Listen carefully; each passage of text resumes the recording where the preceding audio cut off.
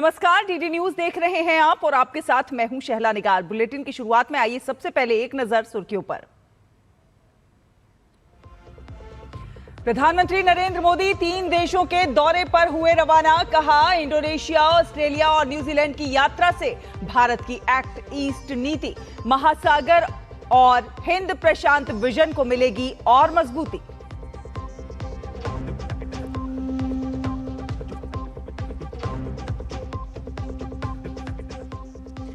अयोध्या में दोपहर 3 बजे श्री राम मंदिर ट्रस्ट की बड़ी बैठक। चढ़ावा चोरी से जुड़े 5 सूत्रीय एजेंडे पर होगी बात। डिप्टी सीएम ब्रजेश पाठक ने कहा, कांग्रेस और समाजवादी पार्टी को अयोध्या धाम पर बात करने का कोई अधिकार नहीं।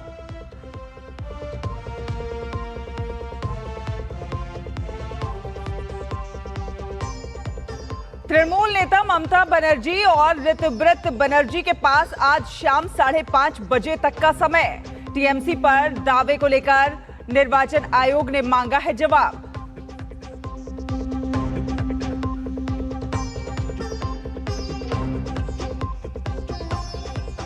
मुंबई, पुणे, ठाणे और पालघर में आज सभी स्कूल कॉलेज बंद। लैंडस्लाइड के कारण मुंबई पुणे रेल मार्ग पर आवाजाही ठप।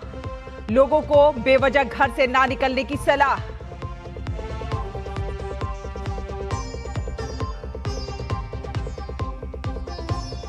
और पहली बार फुटबॉल वर्ल्ड कप का क्वार्टर फाइनल खेलेगा नॉर्वे। हालांकि के कमाल से ब्राजील बाहर। वहीं इंग्लैंड ने मैक्सिको के अभेद्य किले में लगाई सेंध।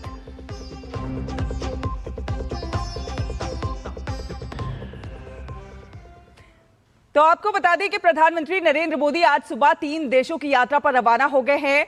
पीएम मोदी 11 जुलाई तक इंडोनेशिया, ऑस्ट्रेलिया और न्यूजीलैंड के दौरे पर हैं। प्रधानमंत्री की ये यात्रा भारत के साथ द्विपक्षीय रिश्तों को और ज्यादा मजबूती देती हुई नजर आएगी और इस दौरे का मुख्य उद्देश्य भारत की जो एक्ट ईस्ट पॉलिसी है और हिंद महासागर विजन को और ज्यादा मजबूत करना है। 6 दिन की इस यात्रा पर रवानगी से पहले प्रधानमंत्री नरेंद्र मोदी ने कहा कि उनकी इंडोनेशिया, ऑस्ट्रेलिया और न्यूजीलैंड की ये यात्रा भारत की एक्ट ईस्ट नीति, महासागर विजन और स्वतंत्र और मुक्त हिंद प्रशांत क्षेत्र के प्रति दृष्टिकोण को और अधिक सुदृढ़ करेगी।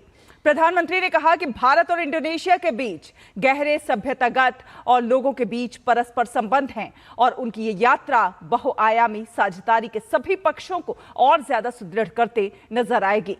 प्रधानमंत्री ने कहा कि वो इंडोनेशिया में भारतीय प्रवासी समुदाय के साथ भी संवाद करेंगे और राष्ट्रपति प्रबोवो के साथ प्रम्बानन मंदिर में परिसर में भी जाएंगे।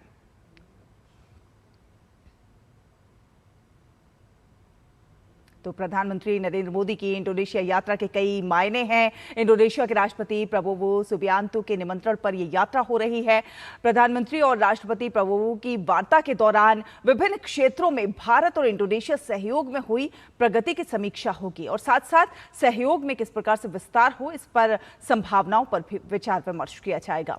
अपने विशाल आकार और रणनीतिक भौगोलिक स्थिति के कारण इंडोनेशिया ने हमेशा मलक्का, जलडमरू मध्य और आसपास के समुद्री क्षेत्र की सुरक्षा और स्थिरता में बेहद महत्वपूर्ण भूमिका निभाई है और ये समुद्री मार्ग भारत के लिए बेहद अहम है क्योंकि ये हिंद महासागर क्षेत्र के सबसे महत्वपूर्ण समुद्री व्यापारिक मार्गों में से एक है। प्रधानमंत्री जकार्ता में भारतीय प्रवासी समुदाय की एक विशाल सभा को भी संबोधित करेंगे।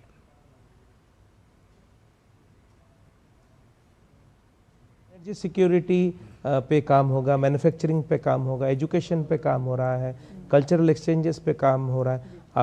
आपने ध्यान दिया होगा कि प्रधानमंत्री जी जोग्याकर्ता जाएंगे, जो एक पौराणिक मंदिर है 9वीं सदी का, एक अद्भुत मंदिर है, उसके पुनर्निर्माण के लिए भारत योगदान करेगा। तो कई सारे स्तंभों पर काम हो रहा है और मुझे लगता है कि इस दौरे के बाद और भी घनिष्ठ हो जाएगा भारत और इंडोनेशिया का संबंध और कई नए एरियाज और खेमों में काम होगा। एक उदाहरण तो मैं न्यूक्लियर कोऑपरेशन का भी दूंगा।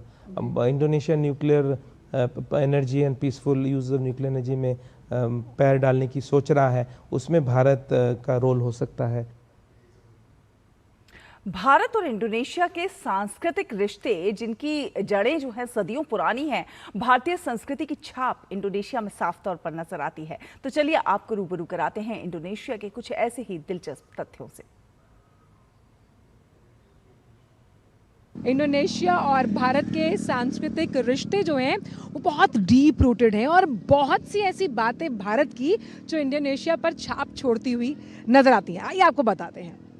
आप समझते हैं कि यहाँ पर जो प्रमुख एयरलाइन है उसका नाम क्या है? उसका नाम है गरुड़ एयरलाइंस। हम जानते हैं कि हिंदू शास्त्रों के अनुसार गरुड़ बहुत शक्तिशाली पक्षी है और ये भगवान विष्णु का वाहन भी है। आप देखिए किस तरह से भारत के इस भाव की छाप जो है वो इंडोनेशिया में नजर आती है।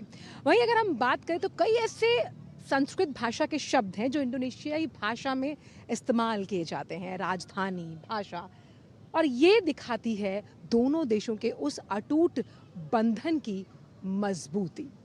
इसके बाद बात करते हैं रामायण और महाभारत की। आप जानते हैं कि रामायण और महाभारत का मंचन यहाँ पर छाया कठपुतली के ज़रिए किया जाता है, यानी शैडो पपेट शोज़ के ज़रिए, जो लोग बड़े चाव से देखने आते हैं, राम को समझने आते हैं। और इस भाव को कहीं ना कहीं इंडोनेशियाई लोग भारत के साथ जोड़ते हैं। और रही बात फिल्मों की, तो 1999 के उस दौर को हम नहीं भूल सकते। 1999 से लेकर अगर बात की जाए अब तक, तो जो भारतीय फिल्में हैं वो पसंदीदा हैं यहाँ के इंडोनेशियाई लोगों की। और जब हम बात करते हैं भारतीय खाने की, तो यहाँ के कई ऐसे रेस्टोरेंट्स हैं जहाँ पर भारतीय खाने को सर्व किया जाता है और इंडोनेशियाई लोग बहुत चाव से उसे खाते हैं। और एक चीज़ और, पैलेस ऑन व्हील्स आपने सुना होगा। क्या आपने व्हील्स ऑन कॉफ़ी सुना है? यहाँ पर आपको लोग छोटे छोटे जो ई रिक्शाज होते हैं उस पर कॉफ़ी सर्व करते हुए नज़र आएंगे, पिलाते हुए नज़र आएंगे। ये बताता है कि कैसे भारत और इंडोनेशिया, जब हम संस्कृति और सभ्यता के उस मोती की बात करते हैं जो पूरे माला को जोड़ कर रखता है, इन दोनों देशों ने इस बात को सिद्ध किया है। कैमरा पर्सन रमाकांत के साथ आंचल गुलाटी गुंबर, जकार्ता, इंडोनेशिया से। और जलेबी और चाट, वो भी इंडोनेशिया में, सुनकर मुंह में पानी आ गया होगा। इंडोनेशिया में अब ये ऑथेंटिक रूप से मिलते हैं। तो चलिए आपको लेकर चलते हैं जकार्ता, जहां पर हमारी संवाददाता आंचल गुलाटी गुंबर एक ऐसे रेस्टोरेंट में हैं जहां पर भारतीय व्यंजन लोगों की जुबान की आदत बन गए हैं।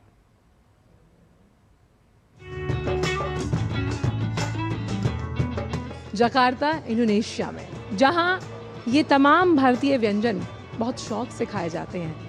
और मज़े की बात यह है कि इंडोनेशियाई लोग तो खाते ही हैं, साथ ही साथ जो यहाँ पर बसे हुए भारतीय हैं उन्हें भी इस तरह के व्यंजन परोसे जाते हैं जो वो लुत्फ के साथ खाते हैं।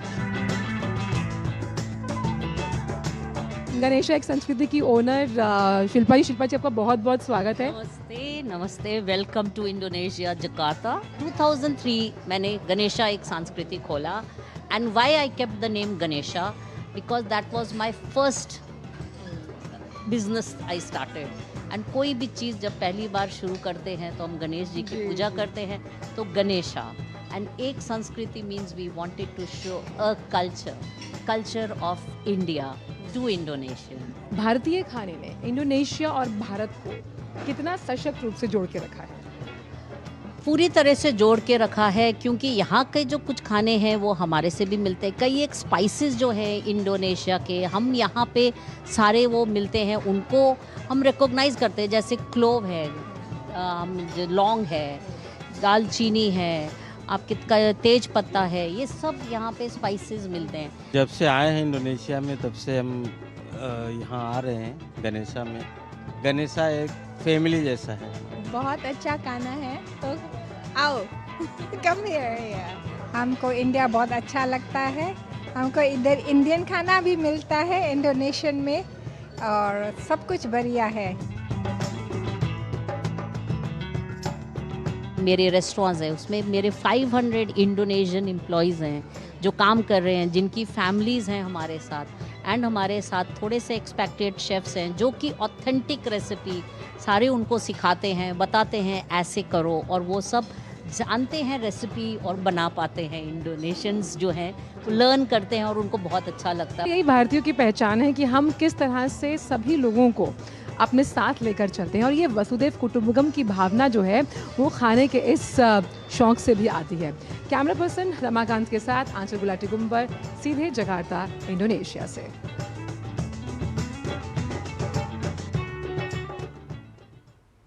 और चलिए खबरों में आगे बढ़ेंगे और बात करेंगे अयोध्या की। जी हां, राम मंदिर चढ़ावा चोरी पर पूरे देश की निगाहें टिकी हुई हैं और इस मामले पर जमकर राजनीतिक प्रतिक्रियाएं भी सामने आ रही हैं। आज 3 बजे श्री राम मंदिर परिसर में होने वाली बैठक में श्री राम मंदिर जन्मभूमि तीर्थ क्षेत्र से जुड़े लगभग सभी पदाधिकारी शामिल होने वाले हैं। तीर्थ क्षेत्र में विशेष रूप से आमंत्रित सदस्य गोपाल राव के मुताबिक बैठक की अध्यक्षता श्री राम मंदिर जन्मभूमि तीर्थ क्षेत्र के अध्यक्ष महंत नृत्य गोपाल दास करेंगे।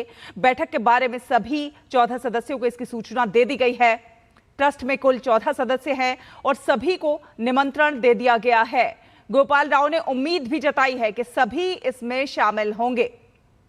तो आज अयोध्या में ये बड़ी बैठक है चढ़ावा चोरी मामले पर।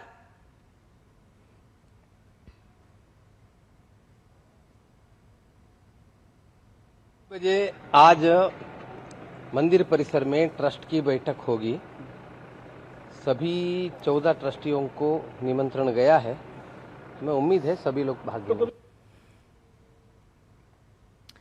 तो बैठक में कौन कौन से मुद्दे होंगे जिन पर आज चर्चा संभव है, उस पर एक नजर डाल लेते हैं। आपको बता दें, एसआईटी की प्रारंभिक रिपोर्ट पर बात हो सकती है, तो चंपत राय और अनिल मिश्रा के इस्तीफे का मुद्दा भी रहेगा। भविष्य की क्या कुछ व्यवस्था है, प्रशासनिक और संगठनात्मक फैसले को लेकर चर्चा संभव है। तो परिसर के विकास, सुविधाओं और भीड़ प्रबंधन को लेकर भी चर्चा हो सकती है। तो आज की बैठक जो है बहुत महत्वपूर्ण है। आय, व्यय और लेखा जोखा की भी इसमें समीक्षा होती हुई नजर आएगी। तो कई महत्वपूर्ण मुद्दे हैं जिन पर चर्चा संभव है। आज की बैठक पर सभी की निगाहें टिकी हुई हैं। प्रशासनिक और संगठनात्मक फैसले पर चर्चा इसमें संभव है।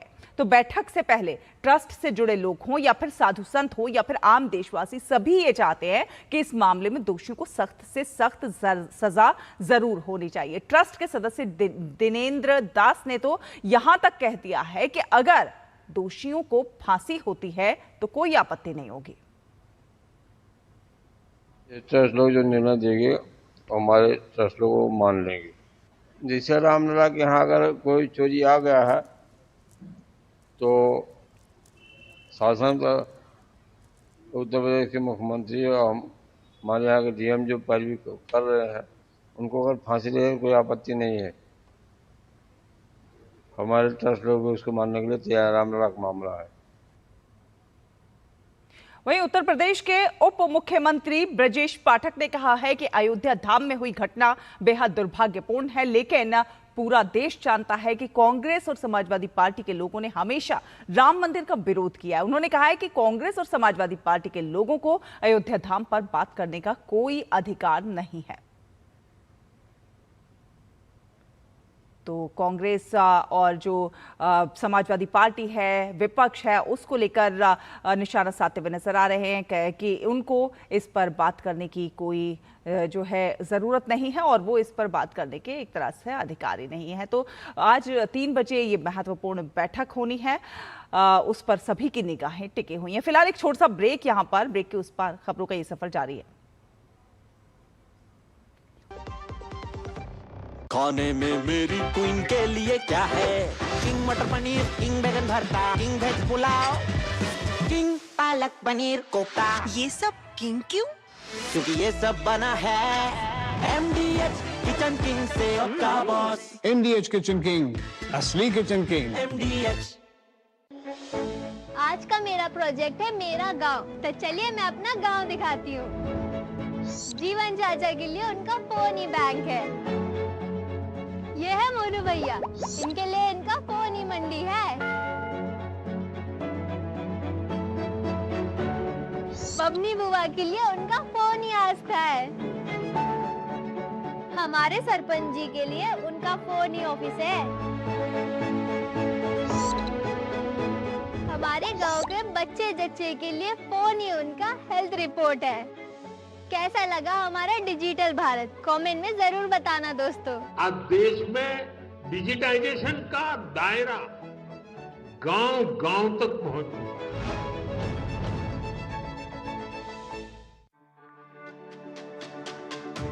मेरी पसंद। मेरी पसंद। मेरी पसंद। मेरी पसंद। हमारी पसंद। हम सबकी पसंद। मजबूत देश का मजबूत सरिया हो गया स्टील।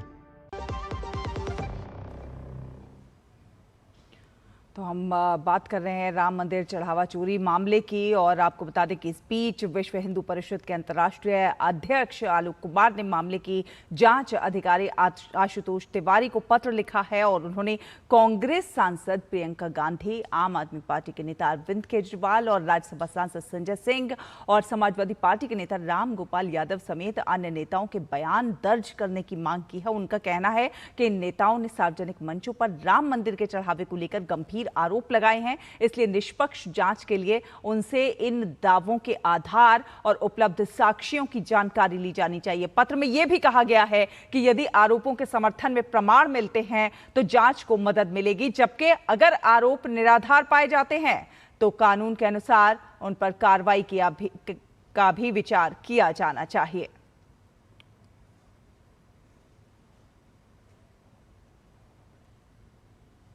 राम गोपाल यादव जी ने कहा कि 20,000 करोड़ से ज़्यादा का घपला है।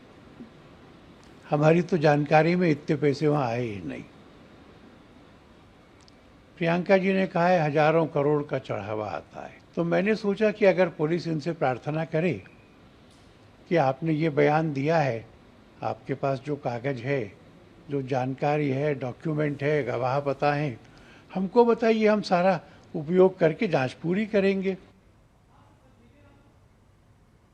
और इन सब के बीच आपको बता दें कि सोने की रामचरितमानस के गायब होने को लेकर जो सवाल उठ रहे थे, उसके बीच श्री राम जन्मभूमि तीर्थ क्षेत्र ट्रस्ट की ओर से इसकी तस्वीर जारी की गई है। ट्रस्ट ने साफ किया है कि स्वर्ण जड़ित रामचरितमानस राम मंदिर में पूरी तरह सुरक्षित है। दरअसल पूर्व केंद्रीय गृह सचिव एस लक्ष्मी नारायणन ने दावा किया था कि उनके परिवार ने राम मंदिर को दान की गई करीब 5 करोड़ रुपए की सोने से मढ़ी रामचरितमानस दिखाई नहीं दे रही है। इसके बाद इसको लेकर चर्चाएं तेज हो गई थी। बताया जाता है कि ये विशेष रामचरितमानस लगभग 147 किलो वजनी है, जिसके पन्नों पर 24 कैरेट सोने की परत चढ़ाई गई है, और इसे एस लक्ष्मी नारायणन और उनकी पत्नी ने राम मंदिर को भेंट किया था। ट्रस्ट की ओर से बताया गया कि करीब 2 वर्ष पूर्व सेवानिवृत्त IAS अधिकारी एस लक्ष्मी नारायणन द्वारा भेंट की गई सोने से युक्त श्री रामचरितमानस को उनकी अपेक्षा के अनुसार पहले श्री रामलला के गर्भगृह के सामने सम्मान पूर्वक रखा गया, और इसके बाद इसे मंदिर के गूढ़ मंडप में स्थित आभूषण कोठरी में सुरक्षित रखा गया है। ट्रस्ट ने यह भी कहा है कि श्री लक्ष्मी नारायणन किसी भी समय आकर इसे देख सकते हैं, और ये भेंट उसी समय मंदिर के रजिस्टर में दर्ज कर ली गई थी।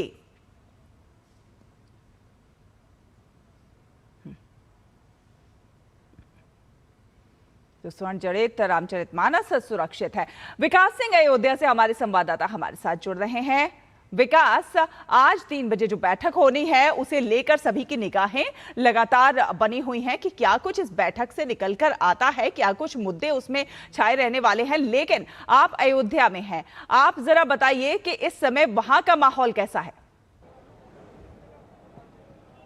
देखिए, फिलहाल अयोध्या हो या पूरा देश, सभी की निगाहें आज की बैठक में है, और जो सबसे बड़ी बात है, इस बैठक में सबसे पहले विचार किया जाएगा जो इसके पूर्व महामंत्री हैं ट्रस्ट के, चंपत राय के इस्तीफे और अनिल मिश्रा के इस्तीफे पर। लेकिन ट्रस्ट की नियमावली क्या कहती है, उसके बाईलॉज क्या है, इस्तीफा के बाद क्या उनसे कारण बताओ नोटिस उनको दिया जाएगा, क्या 1 महीने का समय दिया जाएगा या इस्तीफा स्वीकार कर लिया जाएगा, ये सारी चीज़ें बैठक के बाद पता चलेंगी। इसके साथ साथ इस बैठक में ट्रस्ट में SIT की प्रारंभिक रिपोर्ट है उसको रखा जा सकता है, और उसमें सारे ट्रस्टियों को इसकी जानकारी दी जाएगी, इसमें क्या हुआ है।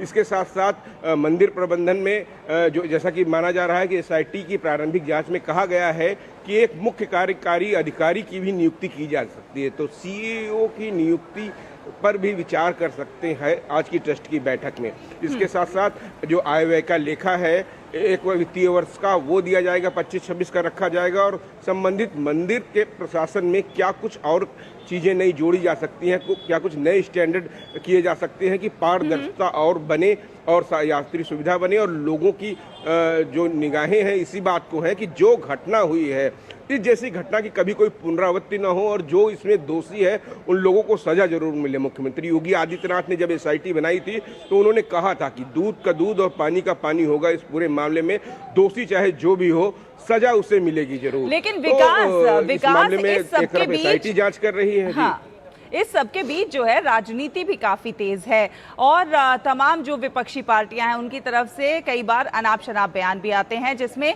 पैसे की कोई मियाद नहीं है, कुछ भी बताया जा रहा है। तो इसे लेकर इस पर भी बात होगी।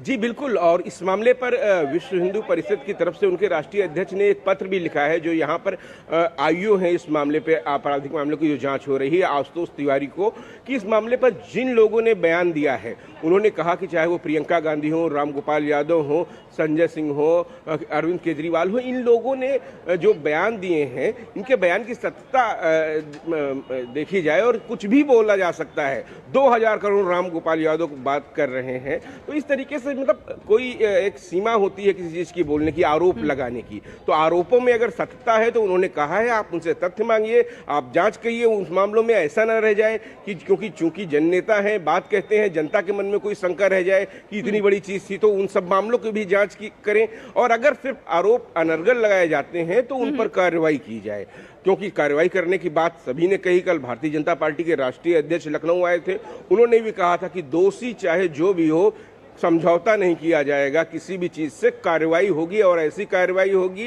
कि न्याय दिखेगा, न्याय होगा नहीं। बिल्कुल इस मामले पर चूंकि प्रभु श्री राम का जो ये तो देखना ही होगा कि आप जो आरोप लगा रहे हैं आखिर उसका आधार क्या है, या फिर अनर्गल आरोप लगा रहे हैं। जी बिल्कुल, आरोप लगाने से पहले उन आरोपों की सत्यता देखना जरूर चाहिए, क्योंकि करोड़ों लोगों की भावनाएं इस मंदिर से जुड़ी हुई हैं। ये एक साधारण मंदिर नहीं है। 500 वर्षों की प्रतीक्षा के बाद, 500 वर्षों तक कितना संघर्ष देखा है इस अयोध्या ने, उसके बाद यह मंदिर तैयार हुआ है। और यह वही जगह है अयोध्या जहां पर राजनीतिक रूप से तमाम सारे राजनीतिक दल के लोग यहां आना नहीं पसंद करते थे, आसपास यहां पर आते थे और आके प्रभु श्री राम की जन्मभूमि कभी नहीं आते थे। उनको लगता था कि उनका वोट बैंक नाराज हो जाएगा इस मंदिर में। इस मंदिर से जुड़े जो तमाम सारे कार्य होते थे, कई सरकारों ने तो यहाँ होने वाले आयोजन रामलीला तक में रोक लगाई। यहाँ पर राम भक्तों पर गोलियां चलाई गई, लाठियां चलाई गई, और कुछ लोगों ने तो राम के अस्तित्व को ही सुप्रीम कोर्ट में नकार दिया कि ऐसा कोई चीज है ही नहीं। और वो लोग ऐसे आरोप लगा रहे हैं, उसका सबसे बड़ा कारण है कि इस अयोध्या को जिस तरीके से विकसित किया गया, 2017 के बाद से यहाँ तमाम विविध आयोजन किए गए, चाहे वो दीपोत्सव हो, चाहे सीता विवाह हो, तमाम बड़े उत्सव। अयोध्या में करोड़ों रुपये की विकास परियोजनाएं यहाँ पर चलाई गई, और अब अयोध्या इस तरीके की है कि अगर 2017 के पहले यहाँ कोई आया होगा और अब यहाँ आया है तो पहचान नहीं पाएगा कि क्या वो यही नगरी है। हम इस समय शंकराचार्य द्वार के सामने खड़े हुए हैं और यहाँ ये राम पथ है। कभी अंदाजा नहीं लगाया जा सकता था, एक गली थी यहाँ पर और हर समय जाम लगा रहता था यहाँ पर। तो पूरी अयोध्या बदल गई है, निखर गई है। वो प्रभु श्री राम की नगरी अयोध्या जो उनको वैकुंठ से ज़्यादा प्यारी थी, यहाँ पर सरकारों ने इसको बनाया, इसको डेवलप किया, यहाँ विकास कार्य किए तमाम सारे, और अब इस अयोध्या की नगरी की पहचान ही बदल गई है। और प्रभु श्री राम के मंदिर में प्राण प्रतिष्ठा होने के बाद से अयोध्या नगरी में जितना एक वर्ष में लोग आते थे, जो संख्या रहती थी, उतना एक दिन में यहाँ पर लोग आए हैं इस अयोध्या में। तो यहाँ की एक पहचान, यहाँ का अयोध्या का जो मॉडल है वो जो है पूरी दुनिया में विख्यात हो गया, और खासतौर से प्रभु श्री राम पर आस्था रखने वाले लोगों के लिए सबसे बड़ा केंद्र है अयोध्या। प्रभु श्री राम की जन्मस्थली है और जन्मस्थली पर ही उनका भव्य राम मंदिर बना है। तो सबसे बड़ा कहें कि धर्म और अध्यात्म का केंद्र अयोध्या बना, और इसको बनाने में तमाम सारे लोगों ने बड़ा प्रयास किया, संघर्ष किया, 500 साल तक संघर्ष किया। और ऐसे में अगर कोई ऐसी घटना कुछ चंद लोगों ने की है, जिन लोगों ने लापरवाही की है, जिन लोगों ने उसको अगर लापरवाही करके नजरअंदाज किया है, तो उन सभी लोगों पर कार्रवाई होगी। 8 आरोपी तो पकड़े गए हैं, उनसे पूछताछ भी की गई है। अविनाश को रिमांड पे लेकर उससे पूछताछ की गई, तो ये भी पता चला कि किस जगह पर पैसे का बंटवारा होता था। इसके बाद कल पुलिस गई है, जेल के अंदर 5 लोगों से पूछताछ की है, उन सारी चीजों की क्वेरी की जा रही है और उनसे जुड़े उनको संरक्षण देने वालों के नाम भी पता किए जा रहे हैं। अगर इस मामले में कोई सच्चाई है तो हर दोषी को सजा मिलेगी, लेकिन उसके साथ ही साथ ट्रस्ट में क्या कुछ नए बदलाव होंगे, क्या कुछ निर्णय लेंगे, वो उसके लिए आज 3 बजे बैठक है और माना यह जा रहा है कि उस बैठक के बाद एक प्रेस वार्ता का भी आयोजन किया जाएगा। जो ट्रस्ट में जो भी महत्वपूर्ण निर्णय लिए गए हैं, जो बैठक में बातें उठी हैं, वो सारी बातें मीडिया को भी बताई जाएंगी। और साथ साथ ये ट्रस्ट से जुड़े जो लोग हैं वो भी पूरी तरह से इस बात की उम्मीद लगाए हुए हैं कि न्याय की जीत होगी, सत्य जो है सामने आएगा और कह रहे हैं कि जो दोषी है उसे फांसी भी दे दीजिए तो कुछ बुरा नहीं होगा। जी बिल्कुल सही है। हर व्यक्ति आहत है, हर व्यक्ति की भावनाएं आहत है। करोड़ों लोगों की आस्था है प्रभु श्री राम, मर्यादा पुरुषोत्तम है श्री राम, और उनके मंदिर में अगर ऐसी घटना होती है तो वो अक्षम्य है। दोष ऐसा हो, एक कार्रवाई ऐसी होती है कि कार्रवाई किसी घटना पे होती है, लेकिन इस पर ऐसी कार्रवाई होगी जो मिसाल बनेगी, जो न्याय दिखेगी इस घटना में। तो इस कार्रवाई की बात कही जा रही है सरकार की तरफ से, और SIT हो या अयोध्या पुलिस हो, दोनों इस मामले पर लगातार अपनी अपनी जांच कर रही हैं और जल्द ही इन सभी लोगों को सजा दिलाई जाएगी। लोगों की मांग है कि इस मामले को फास्ट ट्रैक कोर्ट में भी सुना जाए, ताकि जल्दी निस्तारण हो सके इस मामले का, दोषियों को जल्दी सजा मिले। लेकिन वहीं ट्रस्ट में अगर कुछ बदलाव के संकेत होंगे तो वो आज इसमें मिलेंगे, क्योंकि इस्तीफे के बाद जो ट्रस्ट की नियमावली है, जो बाइलॉज है, उसके अनुसार जो दोनों लोगों ने इस्तीफा दिया है उनसे उसका कारण पूछा जाएगा। जवाब के लिए क्या 1 माह का उनको समय दिया जाएगा या इस्तीफे स्वीकार कर लिए जाएंगे। चंपत राय महासचिव पद से इस्तीफा देते हैं, क्या वो ट्रस्टी बने रहेंगे या ट्रस्टी पद से भी इस्तीफा उनका स्वीकार कर लिया जाएगा। ये तमाम सारी चीजें जो है बैठक के बाद क्लियर होंगी, जो बताई जाएंगी। और साथ साथ क्या कुछ ऐसे नियम भी तैयार किए जाएंगे ताकि चढ़ावे से जुड़ी जो लेन देन है वो और ज्यादा पारदर्शी हो सके, और ज्यादा इस तरह से रखा जाए कि उसमें कोई जो है सेंध ना लग पाए। बिल्कुल सही बात है। ऐसे लोगों को वहां पर रखा जाए और ऐसी SOP बनाई जाए जिससे कि किसी भी प्रकार की उस व्यवस्था में कोई चूक ना हो सके। उस पर भी इस ट्रस्ट की बैठक में विचार किया जाएगा और वो व्यवस्था भी आगे चलकर लागू की जाएगी। हालांकि इस घटना के बाद वहां पर जो गणना से जुड़े तमाम कर्मी थे उनका बदलाव किया गया है, लेकिन उसमें क्या कुछ और बदलाव किया जा सकता है। जो बैंक कर्मी है, आउटसोर्सिंग के लोग उसमें लगाए जा सकते हैं कि नहीं लगाए जा सकते हैं, उनका पहनावा क्या होगा, जो कि जैसा कि सूत्रों के हवाले से पूछताछ में आ रहा है कि जो लोग वहां से पैसे लेकर जाते थे अपने मोजे में छुपाए रहते थे, कोई व्यक्ति जो CCTV लगे रहते थे उसके पीछे खड़ा हो जाता था कि आगे की चीजें नजर ना आए। उसके बाद कुछ CCTV के फुटेज डिलीट किए गए। माना यह जा रहा है पुलिस ने शायद कुछ रिकवरी की है, जो CCTV के फुटेज डिलीट किए गए थे उनको वापस उनकी रिकवरी हुई है। तो इन सारी चीजों पर सुरक्षा के और मानक कैसे किए जाएं कि उस व्यवस्था को सेंध लगाया ही ना जा सके, इस पर विचार किया जाएगा, क्योंकि भविष्य में कभी ऐसी घटना की पुनरावृत्ति करने की कोई सोच ना सके। तो ऐसा है कि स्टैंडर्ड बनाया जाएगा, उस पर ट्रस्ट अपनी सहमति दे सकता है, विचार करेगा। इस बैठक में अत्यंत ही महत्वपूर्ण है ये बैठक इसलिए। तो बिल्कुल सभी की निगाहें बनी हुई हैं आज 3 बजे होने वाली इस महत्वपूर्ण बैठक पर। आप भी अपनी नजर बनाकर रखिए, आगे आपसे अपडेट लेते रहेंगे। फिलहाल धन्यवाद विकास, ये तमाम अपडेट हमसे साझा करने के लिए। और आइए अब खबरें देखते हैं फुटबॉल विश्व कप से जुड़ी हुई।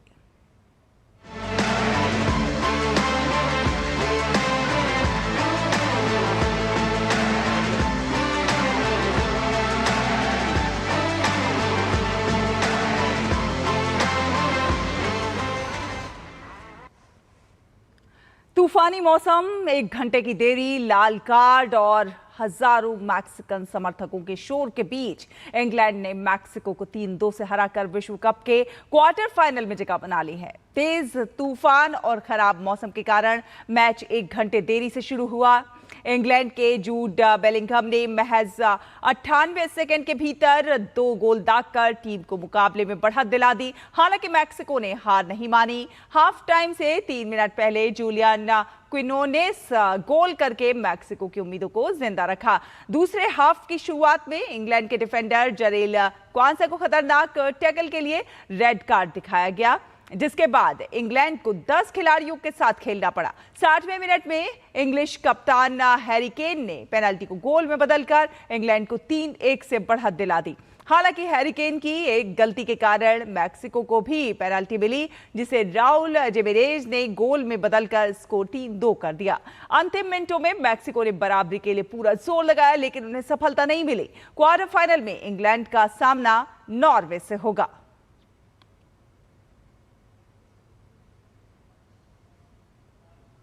नॉर्वे ने ब्राजील को 2-1 से हराकर पहली बार विश्व कप के क्वार्टर फाइनल में जगह बना ली है और इस ऐतिहासिक जीत के नायक बने अर्लिंग हालैंड, जिन्होंने दूसरे हाफ में 2 गोल दागकर ब्राजील की उम्मीदों को धराशायी कर दिया। 1990 के बाद पहली बार ब्राजील विश्व कप के क्वार्टर फाइनल से पहले ही टूर्नामेंट से बाहर है।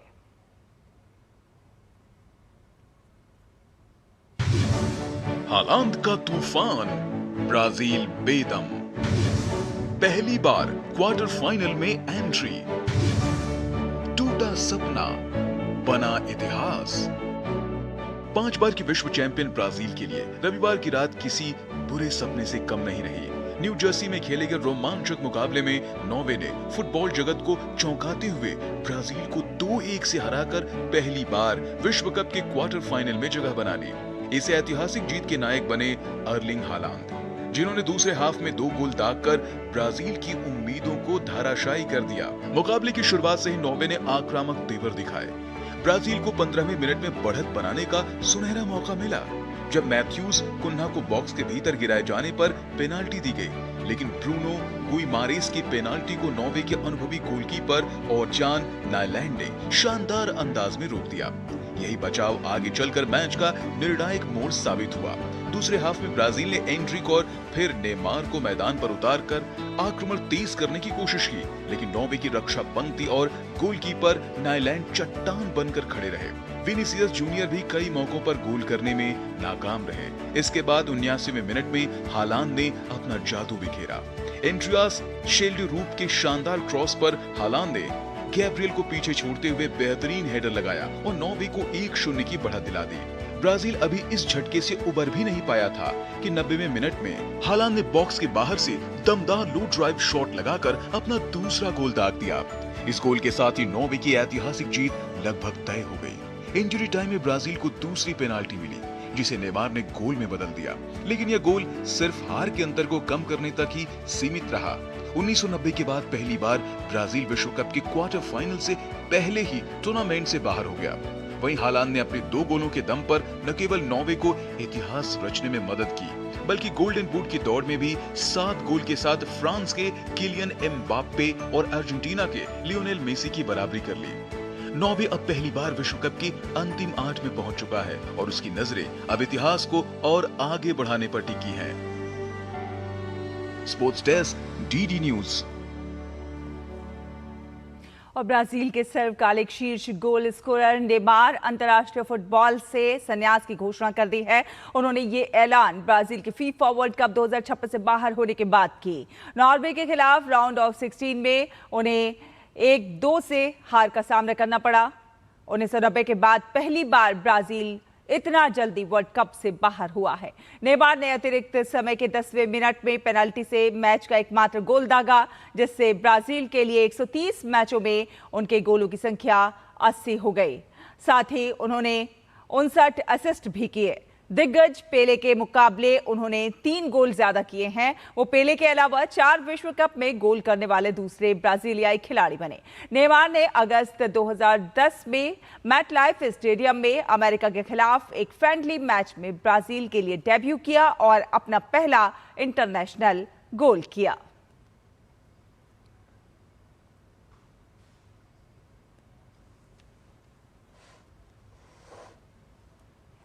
और ज्यादा जानकारी के लिए हमारे साथ हमारी सहयोगी सुचित्रा जुड़ रही हैं। आइए उनसे जानते हैं खेल के फीफा के बारे में।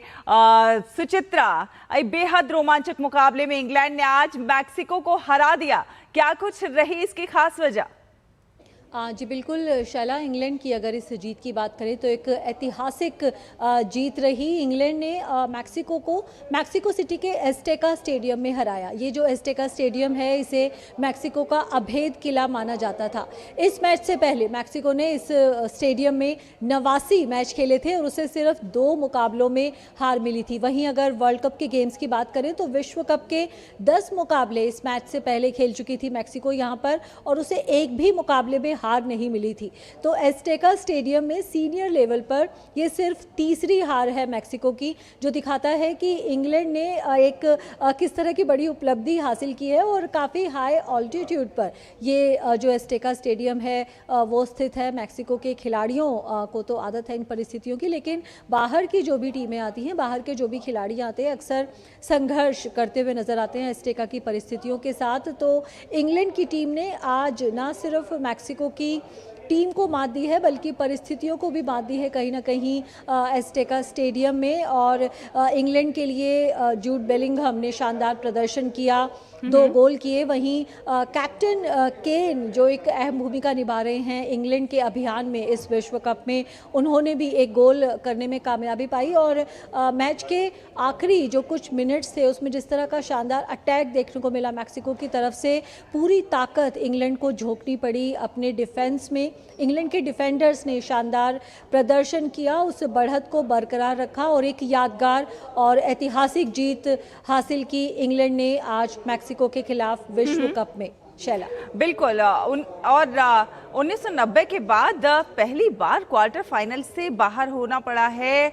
क्या ब्राजीलियाई फुटबॉल के लिए ये एक तरह से खतरे की घंटी के तौर पे देखा जाए? ब्राजील का वर्ल्ड कप से बाहर होना भी एक बड़ी खबर है। जी बिल्कुल शैला, भले ही ब्राज़ील की टीम 5 बार की चैम्पियन हो, लेकिन इस बार जिस तरह की टीम वो लेकर आई थी, टीम में कई उम्र दराज खिलाड़ी थे। टीम के चयन पर शुरुआत से ही सवाल उठाए जा रहे थे। नेमार भी पूरी तरह फिट नहीं थे। इस मैच में भी यही माना जा रहा था कि नेमार अब जिस तरह जो रूप हमें नेमार का याद है, अब वो उसकी सिर्फ छाया बनकर रह चुके हैं। इस मैच के बाद नेमार ने अंतर्राष्ट्रीय फुटबॉल से भी संन्यास ले लिया है। तो जो ब्राज़ील के समर्थक हैं, विश्व कप से पहले वो खुद ये मान रहे थे कि उनकी टीम में वो ताकत नहीं है, वो स्टार पावर नहीं है कि वो 6ठी बार विश्व चैम्पियन बन सके।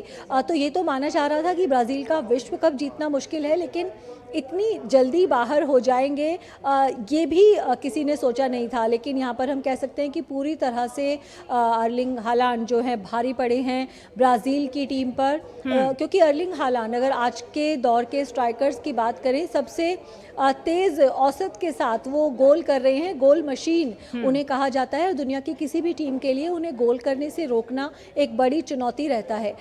तो ब्राज़ील के पास शायद ये कहना सही होगा सुचित्रा कि अर्लिंग हालांड अब विश्व फुटबॉल के सबसे बड़े मैच विनर बन चुके हैं? जी बिल्कुल, अगर मैच विनर्स की बात करें इस विश्व कप की, अगर बात करें गोल्डन बूट की रेस में एम्बापे, मेसी, अर्लिंग हालांड तीनों के साथ गोल हो चुके हैं। तो मेसी और एम्बापे तो हम जानते ही हैं, अपना नाम लिखवा चुके हैं greatest footballers of all time की लिस्ट में। तो अर्लिंग हालांड भी कहीं ना कहीं उसी लीग में शामिल है। फ्रांस और अर्जेंटीना के बारे में ये अलग बात है कि उनके पास एक पूरी मजबूत टीम है, लेकिन अगर अर्लिंग हालांड की बात करें, पहली बार वो फुटबॉल विश्व कप में खेल रहे हैं। नॉर्वे की जो टीम है, फ्रांस और अर्जेंटीना के टीम की जैसी मजबूत टीम कभी नहीं रही। नॉर्वे ने लंबे समय बाद यहाँ पर वापसी की है विश्व कप में, और अर्लिंग हालांड पहली बार विश्व कप में खेल रहे हैं। लेकिन हाँ, आज की जो ये जीत है ये नॉर्वे की सबसे बड़ी जीत है, और ये जीत उन्हें मिली है अपने सबसे बड़े स्टार, सबसे बड़े फुटबॉलर अर्लिंग हालांड की वजह से। तो आज का जो दिन है नॉर्वे के लिए ऐतिहासिक दिन है। एक शानदार जीत उन्हें मिली है, ग्रेटेस्ट विन कहा जा रहा है नॉर्वे की, जो उनके ग्रेटेस्ट फुटबॉलर ने उन्हें दिलवाई है। तो हालांड बनाम मेसी बनाम एम्बापे, गोल्डन बूट की रेस में देखा जाए तो किसका पलड़ा ज्यादा भारी? आज बिल्कुल तीनों ही खिलाड़ी शानदार प्रदर्शन कर रहे हैं। जैसा कि मैंने बोला कि नॉर्वे की जो टीम है, अर्लिंग हालांड को अगर छोड़ दें, उसके अलावा क्योंकि फुटबॉल एक टीम गेम है तो हर पोजीशन में हर खिलाड़ी को बेहतरीन दिखाना होता है, क्योंकि आपके पास स्ट्राइकर्स कितने ही शानदार हो, अगर आपका डिफेंस अच्छा नहीं होगा तो दूसरी टीम को आप मौके दे देंगे गोल करने के। तो एम्बापे और मेसी का जो पलड़ा है वो इसलिए भारी हो जाता है कि वो खुद तो बेहतरीन फॉरवर्ड हैं ही, खुद बेहतरीन स्ट्राइकर हैं ही, लेकिन उनके पास जो बाकी टीम है वो भी मजबूत है। और उसमें भी इस बार एम्बापे और मेसी की तुलना में, फ्रांस और अर्जेंटीना की तुलना में जो फ्रांस का पलड़ा है वो ज़्यादा भारी बताया जा रहा है, क्योंकि फ्रांस के जो टीम के बाकी खिलाड़ी हैं उनके अंदर भी वो काबिलियत है, एक एबल सपोर्ट वो प्रोवाइड कर रहे हैं एम्बापे को टीम के सभी खिलाड़ियों की तरफ से पूरा सहयोग मिल रहा है। तो इस बार लग रहा है कि गोल्डन बूट की जो रेस है उसमें एम्बापे भारी पड़ेंगे मेसी और अर्लिंग हालांड पर। शैला, अगर हम ब्राजील के वर्ल्ड कप से बाहर होने की बात देखें तो उसमें क्या कुछ कारण रहे, पेनल्टी मिस या फिर कमजोर फिनिशिंग? आज बिल्कुल जो एक पेनल्टी मिस की ब्राज़ील ने वो तो एक बड़ा कारण रही ही, क्योंकि इस तरह की जब पेनल्टी मिलती है, जिस तरह के स्किल्स हो गए हैं आज ज़्यादातर मौक़ों पर जो खिलाड़ी हैं वो काफ़ी अहम हो जाता है कि आप किस खिलाड़ी को वो पेनल्टी दे रहे हैं। तो ये भी सवाल उठाया जा रहा है कि क्या विनीशियस जूनियर को वो पेनल्टी लेनी चाहिए थी, तो किस खिलाड़ी को आप पेनल्टी दे रहे हैं, ये भी एक बड़ा सवाल हो जाता है, क्योंकि एक 1-to-1 मुकाबला हो जाता है गोलकीपर और उस खिलाड़ी के बीच में। और जिस तरह के टैक्टिक्स हमने देखे हैं जो खिलाड़ी अपनाते हैं पेनल्टी के ज़रिए गोल करते हुए, तो वो कहीं ना कहीं कंफ्यूज करने की कोशिश करते हैं गोलकीपर को। अक्सर हम देखते हैं कि गोलकीपर को लगता है कि लेफ़्ट साइड में गेंद आएगी, गोलकीपर की जो डाई है वो लेफ़्ट साइड में होती है, लेकिन जो स्ट्राइक है वो राइट साइड में जाती है। या फिर आप उतनी तेज़ गति से, एक लाइटनिंग स्पीड के साथ आप गेंद को स्ट्राइक करें कि चाहे गोलकीपर ने जो दिशा है वो भी सही जज की हो, लेकिन उसके बावजूद वो आपकी जो गेंद की जो गति है उसे ना पकड़ पाए, तेज़ गति से जा सके। तो कहीं ना कहीं चूक हुई ब्राज़ील से उस पेनल्टी के लिए खिलाड़ी को चुनते हुए, और वहाँ पर भी खिलाड़ी से भी कहीं ना कहीं चूक हुई। जिस तरह की टैक्टिक उसे अपनानी चाहिए थी या शायद जो स्पीड उन्हें अपनानी चाहिए थी वो उन्होंने नहीं अपनाई। लेकिन बाकी भी अगर हम एरियाज़ देखें कि वो एक पेनल्टी तो मिस की ही ब्राज़ील की टीम ने, लेकिन उसके अलावा भी ये कह सकते हैं कि ब्राज़ील की टीम नॉर्वे के मुकाबले कमज़ोर नज़र आई, चाहे डिफेंस की बात हो, चाहे जिस तरह से बढ़कर अटैक करने की बात हो। और यहाँ पर नॉर्वे के गोलकीपर की भी हमें तारीफ़ करनी होगी, जिस तरह से उन्होंने बचाव किया लगातार। विनीशियस जूनियर का भी जो एक प्रयास था उसे उन्होंने सेव किया, और ये पेनल्टी तो सेव की ही। तो जो नॉर्वे की टीम है वो हर डिपार्टमेंट में आज भारी पड़ी ब्राज़ील पर। शैला, चलिए, बहुत धन्यवाद सुचित्रा ये तमाम अपडेट हमारे दर्शकों से साझा करने के लिए। और फिलहाल एक छोटा सा ब्रेक, आप देखते रहिए डीटी न्यूज़।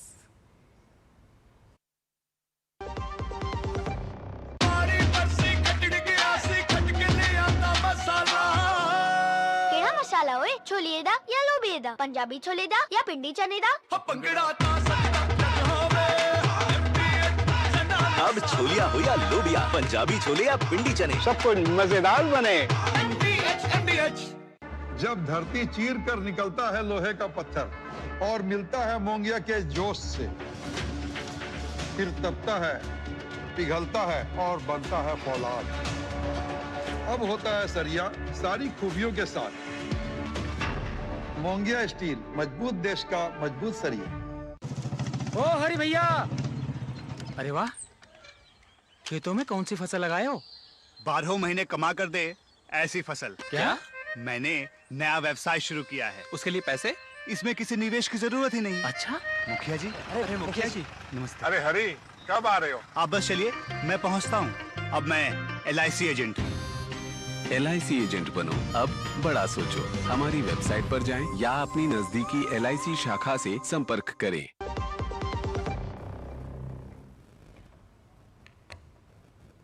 ब्रेक के बाद स्वागत है आपका। आप देख रहे हैं डीटी न्यूज। आपको बता दें कि भारी बारिश के कारण करजत लोनावाला भोल घाट खंड में भूस्खलन होने के बाद मुंबई पुणे मार्ग पर रेल सेवाएं आज तड़के निलंबित कर दी गई। भूस्खलन के कारण तीनों रेलवे लाइन प्रभावित हुई हैं, जिसके कारण मध्य रेलवे को कई लंबी दूरी की ट्रेनों को रद्द, उनका मार्ग परिवर्तन और नियंत्रित करना पड़ा। पुणे से मुंबई जाने का रास्ता बंद है, लेकिन मुंबई से पुणे लेन पर कोई दिक्कत नहीं है।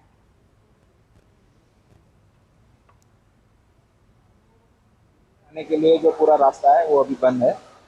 मुंबई टू पुणे की जो लेन है वो अभी चल रही है, उसमें कोई भी दिक्कत नहीं है, लेकिन ट्रैफिक स्लो मूविंग है। सभी लोगों से हमारी यह अपील है, पुणे से मुंबई जाने वाली जो आपकी अगर जर्नी है तो उसे स्थगित कर दीजिए। जैसे ही ये रोड क्लियर हो जाएगा, प्रशासन की तरफ से पूरी जानकारी दी जाएगी, तब आपका जर्नी आप स्टार्ट कर सकते हैं। मुंबई से पुणे जाने के लिए अगर आपका इमरजेंसी है तभी निकलिए। वो लेन चल रही है, धीमी है, लेकिन वो लेन ठीक से चल रही है, इसमें कोई दिक्कत नहीं। पिछले कुछ दिनों से मुंबई और आसपास के क्षेत्रों में लगातार भारी बारिश हो रही है, जिससे सड़कें जलमग्न हैं और कई जगह पर पेड़ गिरने की घटनाएं भी सामने आ रही हैं। और इन हादसों में 30 जून से अब तक एक स्कूली छात्र समेत 3 लोगों की मौत की भी पुष्टि हुई है। कई इलाकों में जलभराव की स्थिति है। 140 से ज्यादा पेड़ गिरने की घटनाएं सामने आई हैं। राहत कार्य के लिए नागरिक टीमें तैनात की गई हैं। हवा की रफ्तार 72 से 75 किलोमीटर प्रति घंटे की दर्ज की जा रही है। और मुंबई, पुणे, ठाणे और पालघर में भारी बारिश के चलते आज सभी स्कूल और कॉलेज बंद हैं। मौसम विभाग की चेतावनी और लगातार बिगड़ते हालात को देखते हुए प्रशासन ने यह फैसला छात्रों की सुरक्षा के मद्देनजर लिया है। पुणे, ठाणे और पालघर जिलों समेत मुंबई में आज सभी स्कूल कॉलेज बंद रखे हैं, लेकिन सरकारी और निजी कार्यालय सामान्य रूप से खुले रहेंगे। मुंबई विश्वविद्यालय ने भी 6 जुलाई को होने वाली सभी परीक्षाएं स्थगित कर दी हैं। हालांकि लोगों से अपील की गई है कि वे जरूरी काम होने पर ही घर से बाहर निकलें, क्योंकि कई इलाकों में जलभराव और यातायात बाधित होने की स्थिति बनी हुई है।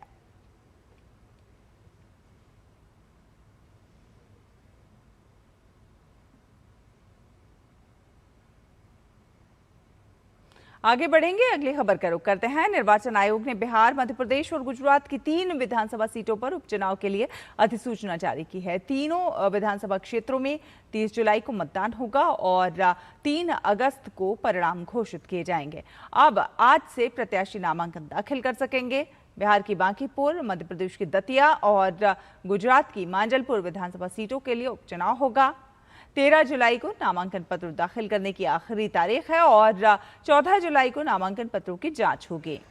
नामांकन पत्र वापस लेने की आखिरी तारीख 16 जुलाई तय की गई है। मध्य प्रदेश की दतिया सीट पर राजेंद्र भारती की सदस्यता निलंबित किए जाने के बाद उपचुनाव होगा। गुजरात की मांजलपुर विधानसभा से विधायक योगेश नारायण दास पटेल के निधन के बाद ये सीट खाली हुई थी। वहीं बिहार की बांकीपुर विधानसभा सीट बीजेपी के अध्यक्ष नितिन नवीन के इस्तीफे के बाद खाली हुई है। नितिन नवीन ने राज्यसभा की सदस्यता ग्रहण करने के बाद विधानसभा सदस्यता से इस्तीफा दे दिया था।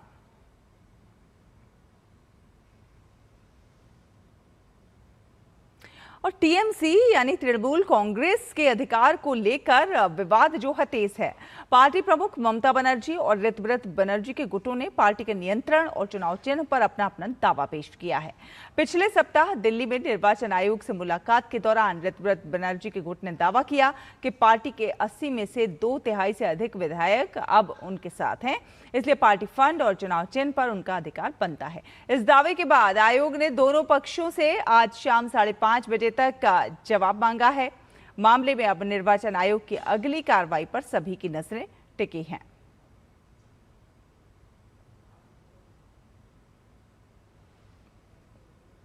और जम्मू कश्मीर में 3 जुलाई से अमरनाथ यात्रा शुरू हुई है और 3 दिन के अंदर 56,000 से अधिक श्रद्धालुओं ने पवित्र गुफा के अंदर दर्शन कर लिए हैं। रिपोर्ट्स के अनुसार रविवार शाम तक बालटाल और पहलगाम चंदनवाड़ी के दोनों मार्गों से 24,648 तीर्थयात्रियों ने पवित्र गुफा में दर्शन किए थे। बालटाल और नुनवान बेस कैंप से लेकर पवित्र गुफा तक तीर्थयात्रियों की भारी भीड़ है।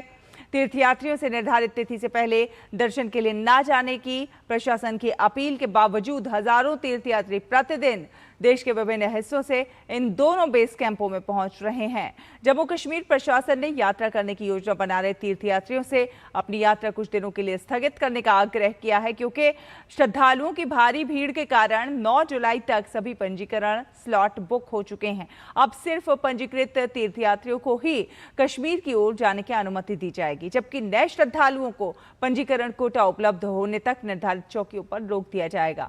उधर तीर्थयात्रियों की सुविधा के लिए रामबन हेल्थ डिपार्टमेंट ने अमरनाथ यात्रियों की सुविधा के लिए पूरी तैयारी कर रखी है।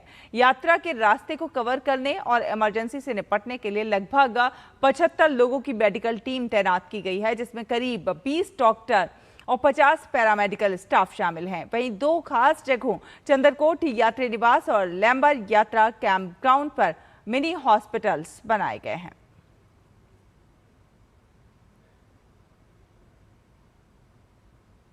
रेल मंत्री अश्विनी वैष्णव आज ओडिशा में रथ यात्रा को लेकर रेलवे की तैयारियों की समीक्षा करेंगे और विभिन्न परियोजनाओं की प्रगति का जायजा लेंगे। इस मौके पर रेल मंत्री राज्य को 2 नई ट्रेन सेवाओं की सौगात भी देंगे। इनमें ब्रह्मपुर सूरत उधना अमृत भारत एक्सप्रेस और पुरी कोरापुट एक्सप्रेस शामिल हैं। पूर्व तटीय रेलवे के अनुसार पुरी कोरापुट एक्सप्रेस दोपहर 12 बजे पुरी रेलवे स्टेशन से रवाना होगी। ये ट्रेन खुर्दा रोड, भुवनेश्वर, अंगुल, संबलपुर, बोलांगीर, दमनजोड़ी और लक्ष्मीपुर रोड जैसे प्रमुख स्टेशनों से होते हुए दक्षिण ओडिशा को कोरापुट से जोड़ेगी। वहीं ब्रह्मपुर सूरत अमृत भारत एक्सप्रेस की शुरुआत शाम 4 बजे ब्रह्मपुर रेलवे स्टेशन से की जाएगी और ये सेवा दक्षिणी ओडिशा और गुजरात के बीच सीधी रेल कनेक्टिविटी को मजबूत करेगी और लंबी दूरी की यात्रा को और सुगम बनाएगी। इन उद्घाटन कार्यक्रमों में ओडिशा के मुख्यमंत्री मोहन चरण मांझी भी मौजूद रहेंगे। श्री अकाल तख्त साहिब के जत्थेदार यानी कुलदीप सिंह जड़गज ने पंजाब सरकार को चंडीगढ़ और मोहाली में आम आदमी पार्टी के IT सेल के 2 कार्यालयों को बंद करने के लिए 10 दिन का अल्टीमेटम दिया है। कहा गया है कि इन केंद्रों के जरिए श्री अकाल तख्त साहिब और अन्य सिख धार्मिक संस्थाओं के खिलाफ सोशल मीडिया पर संगठित तरीके से दुष्प्रचार किया जा रहा है। यानी कुलदीप सिंह ने कहा कि इस मुद्दे को पहले भी सरकार के ध्यान में लाया जा चुका है, लेकिन कोई कार्रवाई नहीं हुई।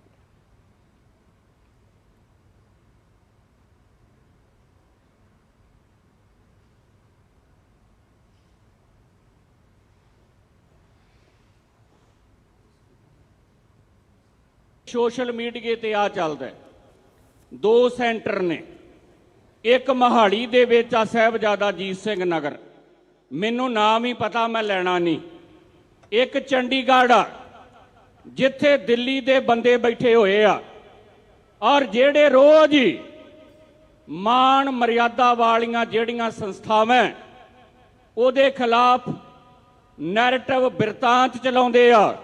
मैं सरकार नूं ताड़ना करदा कि जे 10 दिनां दे विच ये जेड़े 2 सेंटरां दे विच तुहाडे पहाड़े दे बंदे बह के साडे तख्तां दे खिलाफ लिख रहे आ, इन्हां नूं 10 दिनां दे विच उत्थों ठाड़ो। और ऊर्जा के क्षेत्र में आत्मनिर्भरता की दिशा में एथेनॉल ब्लेंडिंग एक बेहतरीन विकल्प बनकर उभरा है। इससे न केवल कच्चे तेल के आयात पर निर्भरता में कमी आती है, बल्कि पर्यावरण के लिए नुकसानदायक कार्बन उत्सर्जन भी तुलनात्मक रूप से कम देखने को मिलता है। और ऐसे में क्यों एथेनॉल को भविष्य का इंजन कहा जा रहा है, जानने के लिए देखिए ये रिपोर्ट। पिछले करीब 1 दशक में भारत ने ऊर्जा आत्मनिर्भरता के लिए परमाणु ऊर्जा और ग्रीन हाइड्रोजन के क्षेत्र में कई कदम उठाए हैं। इसी तरह के प्रयासों में एक और पहल है पेट्रोल में वैज्ञानिक आधार पर एथेनॉल की ब्लेंडिंग। एथेनॉल ब्लेंडिंग से न केवल विदेशों से कच्चे तेल के आयात पर हमारी निर्भरता कम होती है, बल्कि साथ ही इससे पर्यावरण के लिए नुकसानदायक कार्बन उत्सर्जन में भी कमी आती है और किसानों को नियमित आय का अच्छा साधन मिलता है। ऐसे में एथेनॉल को भविष्य का ईंधन कहा जाए तो कुछ गलत नहीं होगा। भारत में एथेनॉल बनाने की पूरी प्रक्रिया का वैज्ञानिक आधार पर परीक्षणों के जरिए पालन होता है। एथेनॉल को फर्मेंटेशन और इंडस्ट्रियल प्रोसेसिंग के जरिए बनाया जाता है, जिससे इसके गुण पूरी तरह बदल जाते हैं। साथ ही फ्यूल एथेनॉल को डिस्टिल किया जाता है, जिससे इसमें शुगर बिल्कुल नहीं बचती। इसके अलावा एथेनॉल में कीड़ों को दूर रखने वाले डीनेचुरेंट होते हैं और पेट्रोल की गंध भी तेज होती है। वहीं एथेनॉल ब्लेंडिंग से पहले फ्यूल के क्वालिटी से जुड़े कड़े नियमों को पूरा करना जरूरी होता है। साथ ही एथेनॉल का ऑक्टेन नंबर लगभग 108 RON सामान्य पेट्रोल की तुलना में काफी अधिक होता है, इसलिए इसे उच्च प्रदर्शन वाले इंटरनल कंबस्शन इंजनों के लिए एक बेहतरीन ईंधन घटक माना जाता है। उच्च ऑक्टेन संख्या के कारण एथेनॉल समय से पहले होने वाले अनियंत्रित दहन को रोकता है, जिससे इंजन अधिक सुरक्षित और सुचारू रूप से काम करता है।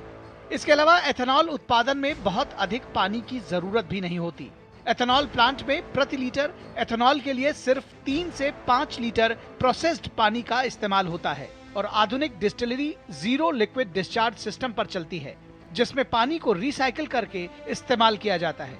वहीं एथेनॉल का एक बड़ा हिस्सा अब मक्का जैसी फसलों से आ रहा है, जिसमें सिंचाई की जरूरत सीमित होती है। दूसरी तरफ तो स्वच्छ और टिकाऊ ऊर्जा का एक बेहतर विकल्प है एथेनॉल। इसी के साथ इस बुलेटिन में फिलहाल इतना ही। DT न्यूज पर खबरों का सिलसिला लगातार जारी है। आप देखते रहिए DT न्यूज। नमस्कार।